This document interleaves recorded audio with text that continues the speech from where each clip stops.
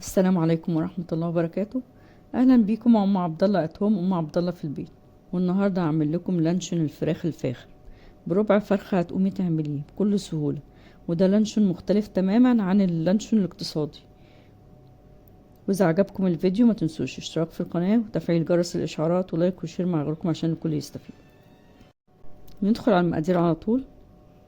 ربع كيلو صدور فراخ، 250 جرام، معلقة صغيرة بصل بودر، معلقة صغيرة توم بودر.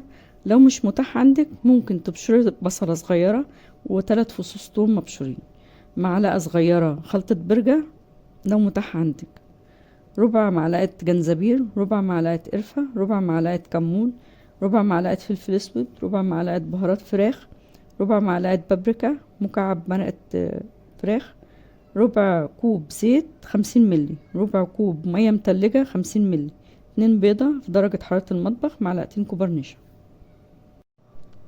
ندخل على الطريقة على طول. ناخد صدر الفرخة ونشيل منه اي دهون او اي عظم فيها ونقطعها مكعبات صغيرة. وده شكلها بعد ما قطعناها مكعبات صغيرة. ننقعها في كوباية مية مع معلقة ملح صغيرة وعصير ليمونة ونسيبها لمدة ربع ساعة على الأقل عشان تشيل الزفرة اللي فيها. بعدين بنصفيها من مية النقع ونغسلها كويس. نجيب مطحنة الخلاط او الكبة ونفرم كمية الفراخ كلها فرم ناعم. ودي الفراخ بعد ما فرمناها ناعم. نجيب الخلاط ونحط فيه البيض ومثلثين الجبنة، نحط معاهم البهارات كلها، نضرب كل ده مع بعض كويس.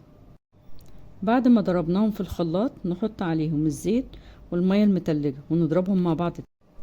ننزل على الخليط الفراخ المفرومة، نحط عليهم معلقتين النشا واقل من ربع معلقة بيكنج باودر ونضرب الخليط ده كله مع بعض.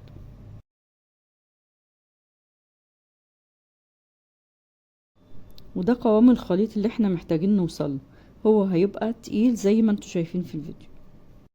نجيب علبة جبنة او عصير مغسولة ومتنشفة كويس، ندهنها بأقل من ربع معلقة زيت، نفضي فيها الخليط ونخبط العلبة خبطتين عشان نخرج الهواء من الخليط. نغطي وش العلبة بمنديل مطبخ عشان بخار المية مش ينزل في اللانشون وهو بيغلي في المية. بعدين بنلفها كويس بطبقتين من ورق الألمونيوم زي ما انتوا شايفين في الفيديو.